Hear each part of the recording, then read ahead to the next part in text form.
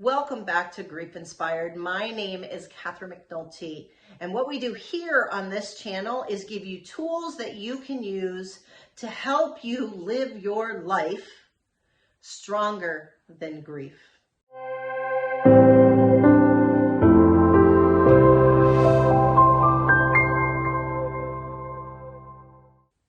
Today we're talking about change, and we're talking about 4 ways to help you deal with the change that happens as a result of loss. And when I say it's change that you might not necessarily want, it's change that you didn't ask for.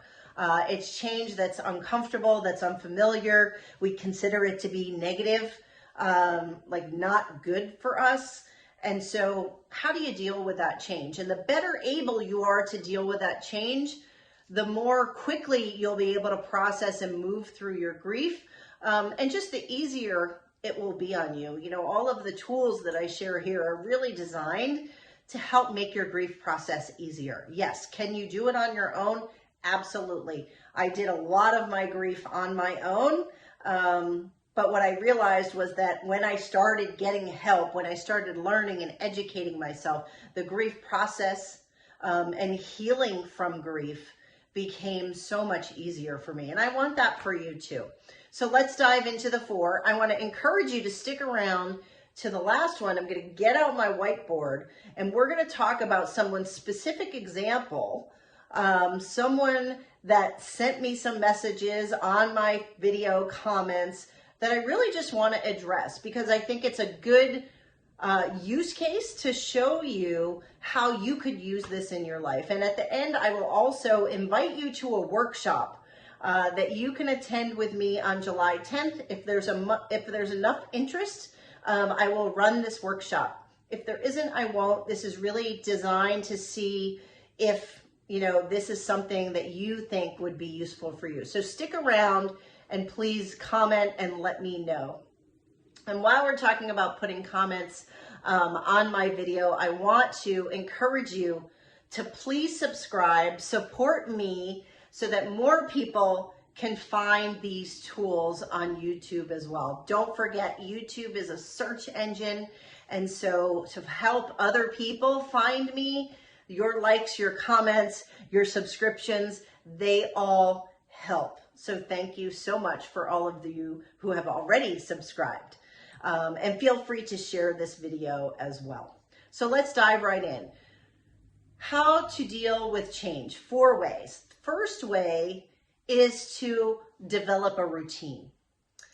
Change is difficult and we find it hard because we don't like change. We are creatures of habit, right?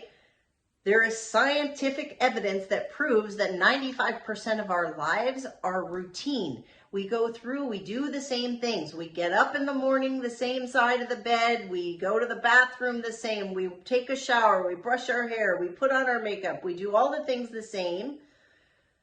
And then we go to bed at the end of the night. And then we get up and we repeat our cycle. So just think about all of the things in your life that really are routine, that you do the same way. And when you think about that, and then you think about the magnitude of change that you are now undergoing because you've lost someone important to you, right? Don't undermine that significance of that change, right? So the solution is develop a routine. So that's number 1. Develop a routine. Do things that are the same that you're used to. Anything that you can, or put a routine in place is going to give you a level of comfort. Our minds sort of want to know what's going to happen next. So if you put a routine in place, even if it's just going for a 30-minute walk every day in the morning before you start your day, well, that's a routine that gets your mind saying, oh, I know what to expect tomorrow because we've already decided what's going to happen. So anything that's a routine, anything that's structure, spending time by yourself, you're probably doing on a regular basis. If you're not, make sure you have some time alone, but also spend time with some friends. So schedule maybe a weekly visit with a particular friend, maybe schedule a weekly lunch or coffee, anything that's a routine that gives you something to look forward to on a regular basis. And also you might want to think about anything that in the past you found brought you joy. And maybe you didn't have time to do it before. This would be a good time to bring those things back, right? Maybe it's painting. Maybe it's doing puzzles. Maybe it's words with friends online, right? Something that you can have that's your go-to that creates a routine and structure. That's number one. So develop a routine that will help with your change. Number two, create daily comfort, right? So realize that change is significant. Give yourself the opportunity to give yourself some comfort. So what does that look like? You know, this is a transitional period for you. You don't know what's going to happen next. You're going to create what's new. You have to figure that out. But for right now, during this transition, find some daily comfort. What can that mean? It can be things like going for regular massages, right? That could be a routine that provides you comfort. It could be taking a bath. It could be listening to music. Music, whatever kind of music that you like, is so therapeutic. So I highly recommend that. Anything that brings you comfort. Maybe it's reading a book. This is summertime. We talk about summertime reading. Find a book that's easy to read, that doesn't require a lot of mental energy, that you can just get through, that can take you sort of out of the moment a little bit, and give you a little bit of rest. That will help during this transition period as the change is happening. Number three, you may or may not like this one, but there's so much that's going on that's creating change, and we tend to, and this is not your fault, this is the human condition, we tend to go to the things that's wrong. And if you're a female watching this, which the majority of my viewers are, we also have a tendency to, the word is catastrophize, right? So I am a catastrophizer. Hello, my name is Catherine. I am a catastrophizer. And what that means is when one thing goes wrong, more things go wrong. And we start thinking about all the things that are going wrong, and we kind of get ourselves worked up into a bit of frenzy. So instead of letting that happen, you take a step back and you say, okay, I realize that this is happening. What can I count my blessings for? So number three is counting your blessings. So what do you still have? Who do you have in your life that is available to support you? What are the things that you can be grateful for? Are you okay in the home that you have? Can you stay in your home? Is it people or friends? Is it an income that you have?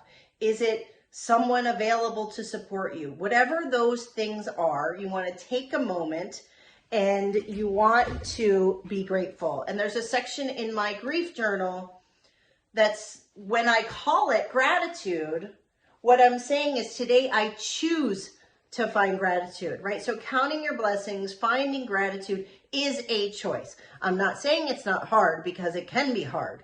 But if you spend time and you try to go there, it will help you through the change, because you don't spend as much time thinking about all the things that you've lost as you do saying, okay, well, what do I still have left?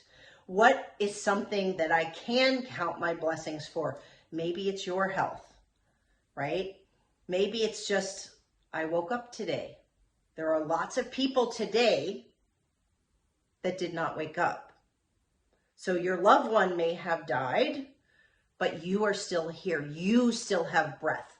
You still have an opportunity to make significant change in your own life, or maybe change in someone else's life, right? So who's important to you? Count your blessings for those people and those things that you do have in your life. So we're at number 4, and this is the one I told you was going to be an exercise. So I am grabbing my whiteboard here, and hopefully you'll be able to see it. And this is our whiteboard exercise. And I actually learned this from a therapist, and I don't know if she calls it this, but I now call it the whiteboard exercising, and it's a way to brainstorm what's going to happen next. Part of the problem with change is it creates a lot of fear. We can be fearful of what's going to happen next. We might not know. I talk to a lot of people who say they're stuck because they say things like, I don't know what's going to happen next in my life. I don't even know what to do. I don't know how to live without the other person. And so for this exercise, I'm going to use an example of a woman who put some messages in my the comments of some of my YouTube videos, who lost her husband of 47 years. And her life is significantly different. And she says to me, what do I have left to look forward to? He was my everything. All I have left is being lonely, and she's older, and so she's worried about being sick.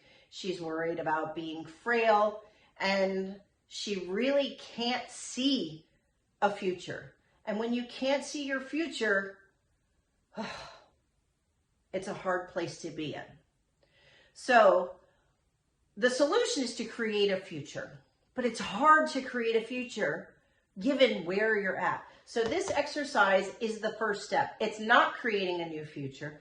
It's just brainstorming some options. So for example, she didn't know what she was going to do because she didn't have anybody around. She had the house that they lived in, and she can't even envision living anywhere else. She can't envision leaving the house where she and her husband spent all of these years. And so she's really, these are my words, not hers, feeling stuck and not sure what to do. Well, when you're stuck, you come to this board and you do what's called brainstorming. And the important thing about this is that you just start thinking about what options do you have, and you come up with all of the potential options without judging those options. They may be ridiculous options, but it's just something that you're going to think about, you're not going to act on. Does this make sense? So she's worried about where to live. Well, option number one is she can stay living where she's living. Right? That's one option. She can stay alone. But what if she doesn't want to be alone? Well, what are the other options there? She could stay in the house. She could maybe, invite guests over. Right? She could have someone else move in. Maybe a college student to be around to provide a little bit of company. Maybe you could help a struggling mother with a child, right? To give you someone in your environment, right? So that's one option that she could do. You could rent out the room. What else? You could help a struggle. You could find someone else in the same situation. Right? This would be another option. What if you can find another person who is also a widow, who needs somebody to live with because she's in the same boat? What if you guys joined up forces? Now, another option, right? I asked, do you have family? Yes, she has family, but she would have to leave the house that she's living in to move to another state because her family lives other places, right?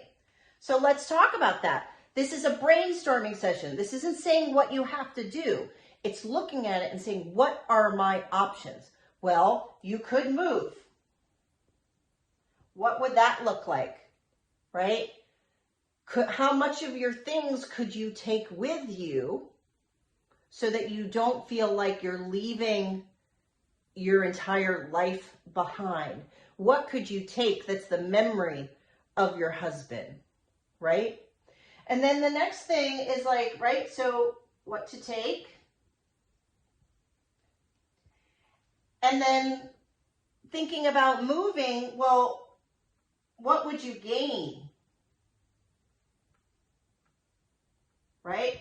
This woman happened to have grandkids in another state. Would it be worth leaving the home that you really don't want to live to be with your family, to be with your children and your grandchildren? Is there value in that, right? How would this benefit you? And then also thinking about, well, what would this mean to them? What if you went there? How would your presence in their life make a difference to them? Right?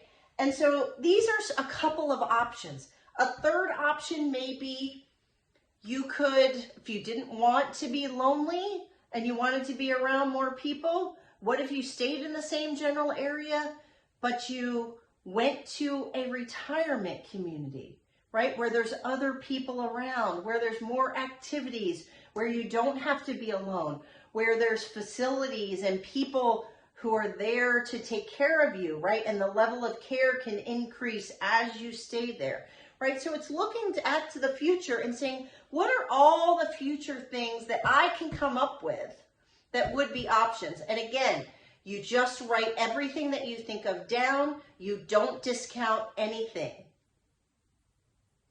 And by doing that, you likely will uncover something that you yourself didn't think of, right? If we talk about counting our blessings, what would it mean if you wanted to stay in the home that you had, like this option number 1?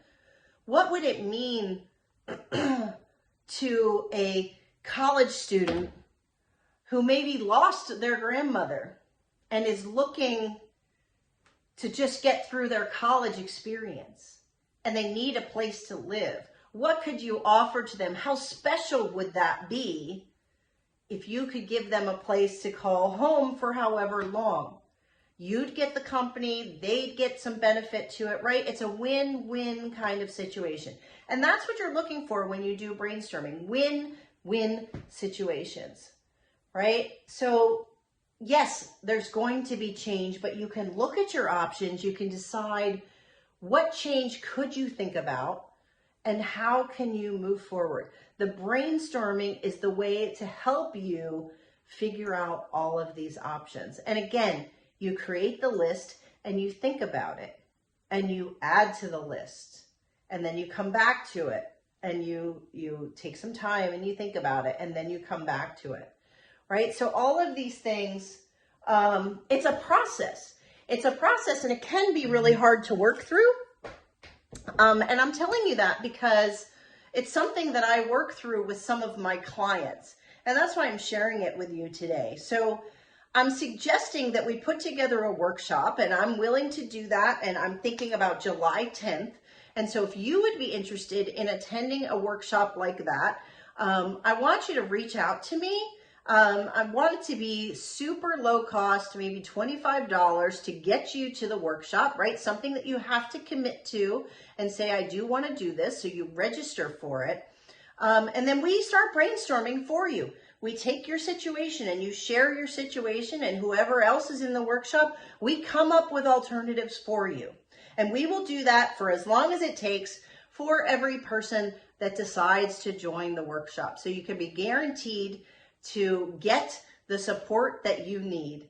And this change, I'm telling you, it can feel so overwhelming, and I want to try to eliminate some of that overwhelming feeling.